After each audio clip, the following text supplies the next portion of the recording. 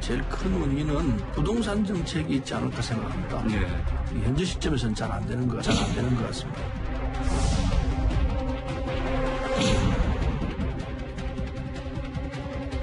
오케이, 계획대로 되고 있어.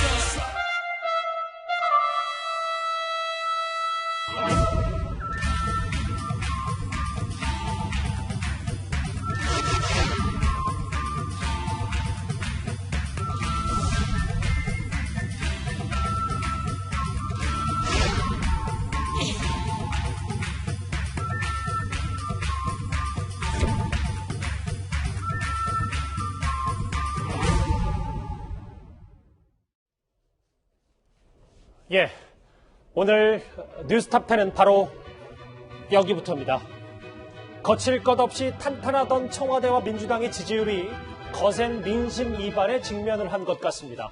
어제 저희가 전해드렸던 이 통합당이 민주당 지지율을 추월하더니 오늘은 이런 여론조사 결과가 나왔습니다. 이 소식부터 지금 차례차례 풀어보도록 하겠습니다. 먼저 이현종 의원님. 네. 대통령의 지지율 한 여론조사 갤럽 조사에 따르면 40% 선이 무너졌는데 중요한 건 추이잖아요. 그러니까 이게 작년 가을에 조국 전 장관 사태와 똑같이 역대 취임 이후 최저치가 됐습니다. 지금 이제 정기적으로 이렇게 대통령 여론조사를 하는 데가 리얼미터와 한국갤럽 두 회사가 있습니다. 물론 이제 표본 모집단이 다르기 때문에 수치 자체는 좀 다르게 나타난데요. 일단 갤럽만 보면 일단 대통령의 지지도가 이번에 39%, 즉 지지한다는 응답이 39%를 차지했어요. 그렇죠. 근데 이제 문재인 대통령은 참 다른 역대 대통령과 달리 굉장히 고공이 지지율을 보여왔습니다. 집권 때부터 시작해서 3년 차가 넘어갔음에도 불구하고 항상 50%. 지난 그 5월 첫째 주 같은 경우는 이 갤럽 조사로서 71%까지 올라갔었습니다. 그러니까 이번 총선 직후 말씀. 그렇습니다. 바로 총선 직후에 문재인 대통령 지지율이 70%를 넘었어요. 아시겠지만 노무현 대통령이 집권 4년 차에 지지율이 거의 10%까지 떨어진 적이 있거든요. 네. 그때도 마찬가지로 이 부동산 문제 때문에 상당히 지지도가 떨어졌었는데 지금 문재인 대통령도 결국 이 부동산 덫에 지금 빠진 게 아닌가라는 생각이 듭니다. 또 중요한 게 뭐냐면 이 지지를 우리가 쭉 볼 때 제일 중요한 게 기울기를 보거든요. 그러니까 어떤 수치는 뭐 조금 오락가락 합니다만은 일주일 사이에 지금 이 기울기가 굉장히 가파라졌다는 거거든요. 아하. 그리고 이 사안 자체가 지금 어떤 정치적 이슈가 아니라 실질적인 국민들 모두가 겪고 있는 경제 이슈라는 데에서 상당히 문제가 있다라고 볼 수가 있겠습니다. 알겠습니다. 일단 여론조사는 추이가 중요한데 40% 선이 무너지긴 했습니다. 이렇게 집권 여당과 대통령의 지지율이 크게 흔들리면서 오늘 여권 내부에서도 당황한 기색이 역력합니다. 박원순 시장 젠더 이슈 이후 그리고 부동산 문제 최근에 또 수재까지 겹쳐가지고 지지율에 영향을 미쳤다고 보고요. 그러나 몇 년 만에 미래통합당이 우리 민주당을 앞섰다는 것은 충격적인 이야기죠. 국민 여론을 당연히 지속적으로 반영하고 있고요. 전반적으로 당이 이 사항을 굉장히 엄중하게 인식하고 있고 겸허하게 수용하면서 대응해야 된다는 기조를 갖고 있습니다. 예. 그런데 민주당이 더 뼈아파할 수 있는 여론조사는 바로 제 옆에 있습니다. 하정대 국장. 예.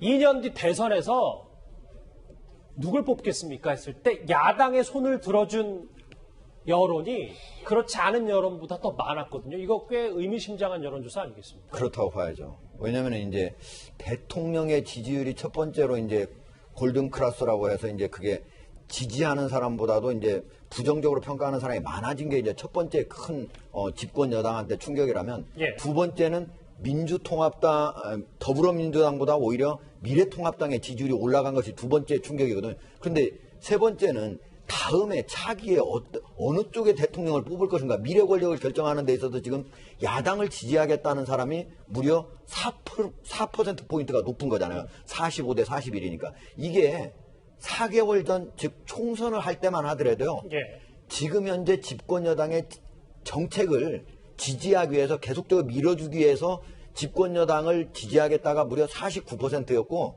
야당을 지지하겠다가 39%였어요. 그때 10%포인트 차가 있었던 게 오히려 이번에는 거꾸로 4%포인트가 바뀐 거니까 무려 14%가 서로 달라진 것이다. 이런 측면에서 제가 보기에는 더불어민주당 지금 상당히 지도부에서는 충격으로 받아들일 수밖에 없는 상황입니다. 그 충격 얘기를 좀 안 할 수가 없는 게 다시 아까 이 그래프를 좀 보면 이현정 의원님 네. 그런 것 같더라고요. 그러니까 지지율, 현재 지지율은 지금에 이제 감내하고 뭐 누군가는 웃고 누군가는 울 수 있는 거지만 앞으로 2년 뒤 미래 권력을 누군가한테 주는데 만약에 지금 대선이 열린다면 뭐 여러 가지 가정들을 하기 때문에 여당 내부에서도 물론 오차범위 내긴 합니다만 여러 가지 의미들이 좀 뒤섞일 수가 있을 것 같아요. 얼마 전까지만 하더라도 이해찬 대표가 100년 집권론, 50년 집권론을 이야기할 때가 있었지 않습니까? 그리고 이번 총선만 하더라도 불과 뭐 한 3, 4개월 전입니다. 여당의 압도적인 그런 지지를 보였던 그런 민심인데 이게 사실은 4개월 만에 급격한 변화를 몰고 온 것인데 결국은 우리 국민들이 안정보다는 변화를 원하고 있다라는 아마 민심이 많은 것 같아요. 특히 이제 그동안 여론조사를 보면 이 미래통합당, 즉 더불어민주당을 지지하지 않는 분들이 보통 무당층으로 간다든지 뭐 아무 지지하는 정당이 없다고 간다든지 주로 그렇게 해서 야당한테 가지 않는 그런 현상을 보여왔어요. 예. 즉 뭐냐면 야당이 너무나 예를 들어서 지지하기가 참 뭐 하기 때문에 실적으로 이 지지에서 떨어져 나간 분들이 주로 그냥 무당층으로 많이 갔는데 지금은 이게 사실은 야당으로 가고 있다는 데 상당히 큰 문제가 있는 겁니다. 즉 여당 입장에서 볼 때는 이 지지층이 어떤 면에서 야당을 대안 세력으로 인정하고 있다. 라는 측면이 있는 거거든요. 여기 보시면 알겠지만 야당 후보가 당선을 원한다는 게 이게 사실 어떤 면에서 보면 야당도 이제는 수권할 수 있는 정당이 되어가고 있다라는 게 이제 여당으로서는 상당히 두려움이 있는 거거든요. 예. 물론 뭐 여론조사라는 게 이제 또 다음 주 다르고 그 다음 주 다를 겁니다. 그럼요. 또 여당이 어떻게 하냐에 따라서 또 조사 자체가 바뀌어질 수도 있고 야당이 뭐 좀 잘못하면 바로 또 바뀌어질 수가 있는 것인데 문제는 이제 국민들이 어떤 면에서 보면 지난번과 다른 것은 야당을 수권 정당으로 인정하고 있다. 저는 그 점이 아마 포인트인 것 같습니다. 뭐 실제로 사실 격차도 오차범위 내고 그렇게 현격하게 차이는 나지 않기 때문에 저희가 조심스러울 수밖에 없습니다만 그래도 의미는 작지 않다. 뭐 이런 두 분의 말씀이신데 사실 이번 총선 압승 직후 4월 총선 압승 직후에 민주당 이해찬 대표는 이런 말을 했었습니다. 선거 승리의 기쁨에 앞서 무거운 책임감을 느낍니다. 지금 민주당은 더욱 정신을 바짝 차려야 할 때입니다. 더욱 겸손한 자세로 민심을 살피고 말 한마디, 행동 하나도 각별하게 조심을 해야 합니다.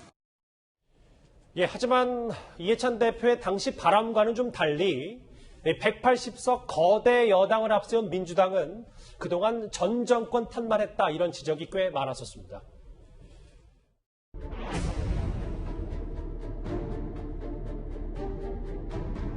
미래통합당은 부동산 시장 과열의 심각성을 충분히 인식하면서도 시간 끌기와 회피로 일관하고 있습니다.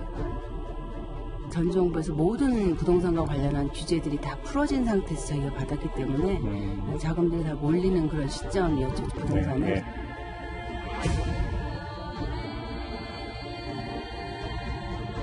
집값 상승세가 진정되는 양상을 보이기 시작했습니다.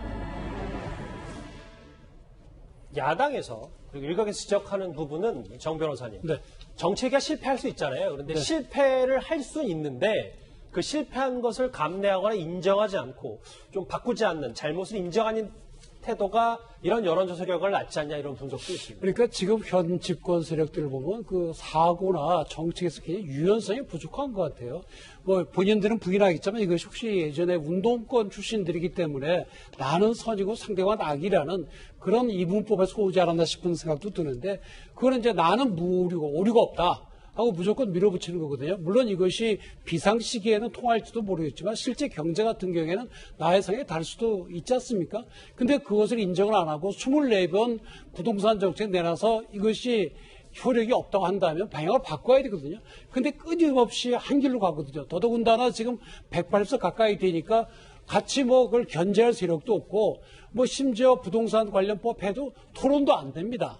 그러다 보니 그대로 밀어붙이는데 결국 그 피해는 국민들이 보는 것이고 국민들도 180석 가까이 만들어졌더니 결국 이런 피해가 오는구나 해서 지지율이 떨어지는 거죠. 그러니까 민주당도 좀 더 좀 유연한 사고를 가지고 지금까지 해온 게 잘못됐으면 바꿔나가면 될 거 아닙니까? 그런 유연성을 발휘할 필요가 있다고 봅니다. 그럼 왜 집권 여당의 지지율이 이렇게까지 흔들렸는지 일련의 사건들을 저희가 영상으로 한번 모아봤습니다.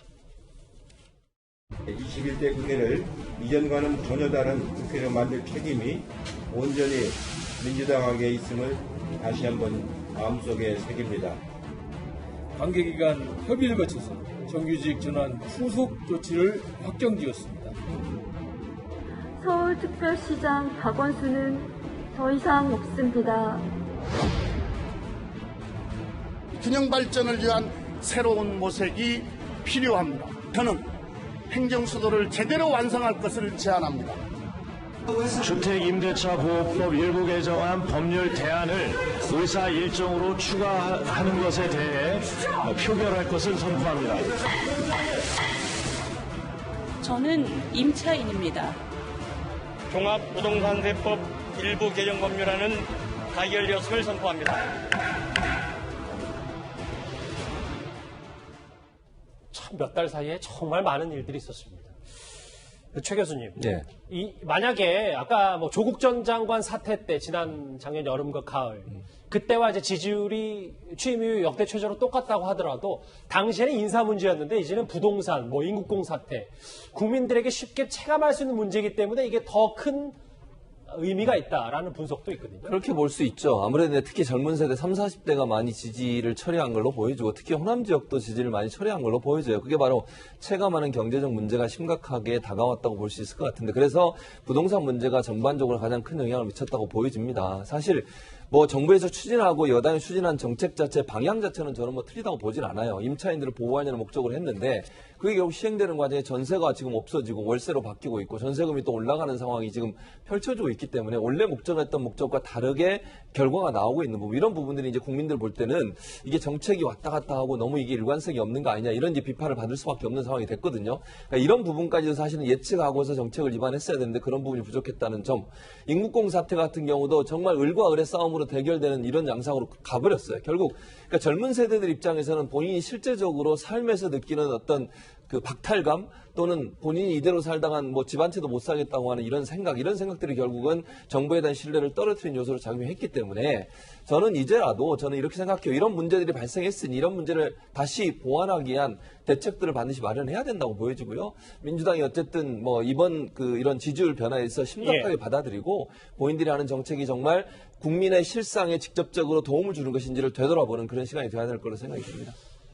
그런데요, 사실 낙관론인지는 모르겠습니다만 지지율 이런 추락에도 일단 민주당은 부동산 정책을 바꿀 생각은 없는 듯합니다. 당권에 도전하고 있는 박주민 의원 오늘 이런 말을 했습니다. 저는 현재 그 부동산 정책의 방향은 맞다고 생각합니다. 시간이 좀 지나가면 효과가 나타날 것이다 이렇게 보고 있습니다. 지지율 하락 같은 경우 중에서 부동산 정책에 관련된 부분은 조금 좀 지나서 그 효과가 좀 나타난다면 회복이 될 수 있을 것 같고요. 하정대 국장, 예. 뭐 진단과 해법 뭐 각기 다를 수는 있습니다만 오늘 더불어민주당의 전략본부장인 진성준 의원도 지금 뭐 박주민 의원은 부동산 대통령 말이 맞다 안정되고 있다. 그리고 부동산 정책이 잘못돼서 그에 대한 반발로 여당 지지율이 폭락하고 당이 부동산 정책을 수정하거나 속도를 조절해야 반등될 것처럼 생각하는 건 오산이다. 이런 얘기를 했거든요. 저희가 어떻게 받아들여요? 지금 그러니까 이제 다른 정책보다도 부동산 정책만큼은 지금 부작용이 나타난 것이 일시적이니까 이거 계속적으로 밀고 나가면 이거는 성공할 수 있다. 이렇게 아마 생각을 하는 것 같아요. 그리고 지금 이제 청와대 같은 경우도 최근에 인사 개편을 했잖아요. 그럼에도 불구하고 경제와 관련된 특히 부동산과 관련된 거는 정부 내각도 그렇고 청와대에 관련된 수석들도 전혀 바꾸지 않았거든요. 예. 이거는 대통령이 최근에 말씀하신 것처럼 부동산이 안정되고 있다 이런 아마 인식에서 하는 것 같은데 앞으로도 과연 안정될 것인가 그 잠시 1, 2주간의 그 조금씩 지수가 올라가는 속도가 좀 낮아진 거에 불과해 여전히 올라가고 있는 건 맞거든요. 그리고 전세가 없어지고 이렇게 하는 거는 저는 이 집권 여당에서 방향이 틀렸다 그런 건 아니다 하는 거는 저는 동의해요. 방향이 틀린 건 아니다. 그런데 순서가 틀렸다. 뭐냐면요. 적어도 집을 충분히 공급해 주면서 이런 정책, 세금으로 또 규제를 강화하고 하는 것들이 같이 동시에 이루어졌어야 되는데 전혀 지금 13만 2천호 이거는 1년에 우리나라가 늘어나는 가구 수가 몇만 가구냐면 30만 가구예요. 예. 그런데 13만 2천호 그거 해봤자 6개월치도 안 돼요. 그러니까 제대로 공급을 하지 않으면서 규제만 밀리는 거 이렇게 해서 과연 부동산을 잡을 수 있을 것인가 이런 순서가 잘못됐는데 이거에 대한 반성은 하지 않고 이거 규제만 세게 하면 앞으로 결국은 잡힐 것이다 이렇게 생각하는 것 자체가 잘못이고 그런 측면에서 제가 보기에는 앞으로도 전세값이 지금 심지어 분양가보다도 더 올라갔잖아요. 지금 전세가 우리나라 전체 전세가 한 64%고 월세가 반월세까지예요. 반전세까지 합쳐가지고 한 36% 되거든요. 저는 이게 적어도 이세로 계속 놔두면은 저는 반월세, 반전세 합쳐진 것이 50% 아마 4년, 5년 안에는 넘어갈 거라고 봅니다. 이 정책을 바꿔야 되는 거예요. 결국. 그런데 지금 일단은 정책 수정, 정책 전환을 고려하지 않고 있는 듯한 여당과 박주민 의원의 모습 이름도 좀 큰 방향 자체를 바꾸는 것이 아니라 바로 순서를 바꾸고 공급 확대를 해야 된다는 거죠. 그래야만 이게 안정될 수 있다는 거죠. 글쎄요. 이런 여러 문제 제기를 의식한 걸까요? 오늘 민주당 초선 김남국 의원이 어제 이런 말을 했습니다. 저도 제 반성을 해야 될 것 같다는 생각이 드는데요. 이게 저희 당이 부동산 정책이나 이런 메시지를 내고 그럴 때 갭투자나 아니면 다주택자를 너무 적으로 규정을 한 것 아닌가라는 그런 생각이 들더라고요. 사실 갭 투자를 하신 분들을 보면 돈 벌려고 한 거 맞거든요. 돈 벌려고 한 거 맞잖아요. 근데 이제 그런 갭 투자를 해서 돈 벌려고 하신 분들이 주변의 친구들이에요. 주변에 그냥 평범한 저희 같은 사람들이거든요. 근데 이제 그런 분들을 그냥 또 너무나 지나치게 약간 막 투기 세력 적이라고 막 해버렸던 것 아닌가. 근데 좀 오히려 반감을 좀 키우자는 그런 전략적 미스가 있습니다. 아하, 저 이현정 의원님. 네. 그러니까 뭐 여러 가지 전세값도 지금 전세도 씨가 마른다 뭐 이런 보도도 나왔으니까 김남국 의원 말은 부동산 정책을 5기로 밀어붙이냐는 비판에도 이제는 좀 우리도 바꿀 건 바꿔야 된다 뭐 이런 얘기입니까? 그러니까 이제 갭 투자 하시는 분들, 뭐 다주택자들을 북한처럼 때려잡자 이런 이야기를 한 적이 있어서 깜짝 놀랐습니다. 참 이게 국회의원이 한 말이 예전에 뭐 평론할 때나 이렇게 변호사 할 때와는 이야기가 다르지 않습니까? 근데 세상 일이 갭 투자 왜 하겠습니까? 집을 정상적으로 해서는 도저히 가질 수 없기 때문에 정말 없는 살림에 정말 빚을 내서 그걸 하면서 결국은 집을 가지려고 한 거 아니겠습니까? 그분들이 무슨 뭐 수백억 벌려고 지금 갭 투자 하는 거 아니잖아요. 그러니까 우리 주변에 보면 마찬가지입니다. 지금 월급 받아갖고는 도저히 집을 구할 수 없으니 이거라도 했다가 모험을 걸어서 어떤 면에서 정말 영혼이나 탈탈 털어서 지금 하고 있는 거 아니겠습니까? 그걸 뻔히 알 거 아닙니까? 근데 제가 역대 정부를 이렇게 쭉 취재를 해보면 우리나라 국민들이요, 이 오만한 것에 대해서는 정말 어떤 면에서 참지를 못하세요. 그러니까 지금 여당 의원이라고 해서 지금 뭐 북한처럼 때려잡자라든지 소병훈 의원 같은 경우는 이건 뭐 형사범으로 처벌해야 된다라고 다주택자들이 이야기를 하고 있어요. 아니 다주택자가 무슨 죄인입니까? 아니 본인이 세금 내고 정당하게 하는 것 자체가 뭐가 문제가 되겠습니까? 결국은 이게 어떤 면 기류에 편승해서 지지자들의 어떤 그 편승을 해서 자꾸 저런 이야기를 하면 정말 듣는 분들한테는 엄청난 가슴에 정말 상처가 되는 겁니다. 이제 갓 국회에 들어와서 아직 할 때 저렇게 함부로 이야기하는 거 저는 좀 김남국 의원은 뭐 잘 압니다만은 좀 더 말을 줄이고 좀 더 상대방에 대한 생각을 하고 자기 말이 어떻게 비춰질지 좀 생각하고 좀 이야기해 주셨으면 고맙지 않을까라는 좀 충언을 드리고 싶습니다. 아주 짧게만 저희 쉬어갈게요. 이 제 옆에 보이는 패러디 물이 하나가 있는데 이게 뭐냐면 요즘 하도 이 부동산 정책에 대해서 전 국민적 관심이 많은데 이렇게 세밀하게 패러디를 하시는 분들도 있더라고요. 김조은 전 수석 누구나 한 번쯤 선택의 갈림길에 서게 됩니다. 남자는 잘 모르니까 2억 정도 더 올려서 팔아도 되잖아요. 혹은 노영민 비서실장을 일컬어서 순간의 선택이 이거 뭐 양도세 얘기하는 것 같은데 1억 9천만 원을 저항합니다. 뭐 이런 패러디까지 나왔습니다. 이건 잠깐 쉬어간 건데 그만큼 전 국민적으로 부동산에 대해서 여러 가지 말들이 많아요. 정 변호사님. 네. 아까 지금 정책을 5기로 밀어붙이냐라는 논란도 있었는데 사실 인사도 좀 5기로 밀어붙인자라는 야당의 지적이 있는 부분이 뭐냐면 결국 아까 뭐 김주원 전 수석의 화면도 잠깐 나왔습니다만 핵심인 노영민 비서실장, 홍남기 부총리, 김현미 장관 교체 안 하고 너무 주변 사람들만 교체한 게 문제가 아니냐 뭐 이런 지적도 있긴 있습니다. 그러니까 지난번에 이제 노영민 비서실장이 작년 12월부터 청와대 참모들 중에서 다주택자들은 집을 처분해라 이렇게 주장을 해왔거든요. 근데 사실 본인은 근데 두 채를 갖고 있었죠. 그래서 청주 걸 파느냐 반포 걸 파느냐 해가지고 뭐 여러 가지 논란도 있었고 결국 다 팔았죠. 그런데 결국에는 그 노영민 실장은 남고 나머지 그 수석들은 떠나게 되는데 그러면 이 부동산 정책에 더 책임이 있는 사람들이라고 볼 수 있는 노영변 비서실장 또는 정책실장 또 국토교통부 장관이나 이런 사람들은 전혀 책임을 안 지고 실제 부동산 진짜 관계 없는 사람들만 사표를 내고 나갔어요.